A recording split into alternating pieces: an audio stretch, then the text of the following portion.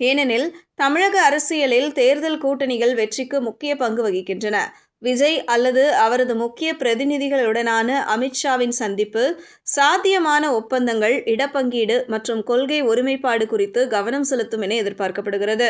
ஒன்று அவர் விஜயை சந்திப்பார் அல்லது விஜயின் பிரதிநிதியாக வழக்கறிஞர் ஒருவரை சந்திப்பார் என்று கூறப்படுகிறது. இது அனைத்து தரப்பினருக்கும் நன்மை பயக்கும் வகையில் அமையலாம்.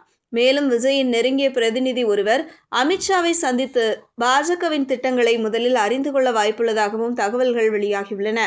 இந்த ஆரம்பகட்ட பேச்சுவார்த்தையின் முன்னேற்றத்தை பொறுத்து விஜய் நேரடியாக அமித்ஷாவை சந்திக்கவும் வாய்ப்புள்ளது. இதற்கிடையில் பாஜக தற்போது உள்ள அதிமுக சட்டமன்ற உறுப்பினர்களின் தொகுதிகளில் சிலவற்றை கோரியுள்ளதாக தகவல்கள் தெரிவிக்கின்றன. ஆனால் எடப்பாடி பழனிசாமி தற்போது மௌனம் காத்து வருகிறார். விஜய் கூட்டணியில் இணைந்தால் தங்கள் தொகுதிகளை தக்க வைத்துக் கொள்வதற்கான வாய்ப்புகள் மேம்படும் என பல முன்னாள் அமைச்சர்கள் நம்புகின்றனர். இருப்பினும் விஜய் கூட்டணியில் சேராவிட்டால் சில தலைவர்கள் தேர்தலில் போட்டியிடாமல் விலகலாம் என்ற வதந்திகளும் பரவி வருகின்றன. இந்த கூட்டணி பேச்சுவார்த்தைகள் ஒரு தீர்க்கமான கட்டத்தை அடைவதால் ஜனவரி மாதத்திற்கு பிறகு அதிமுகவில் பெரும் உட்கட்சி பூசல் ஏற்படலாம் என்று அரசியல் பார்வையாளர்கள் கருதுகின்றனர்.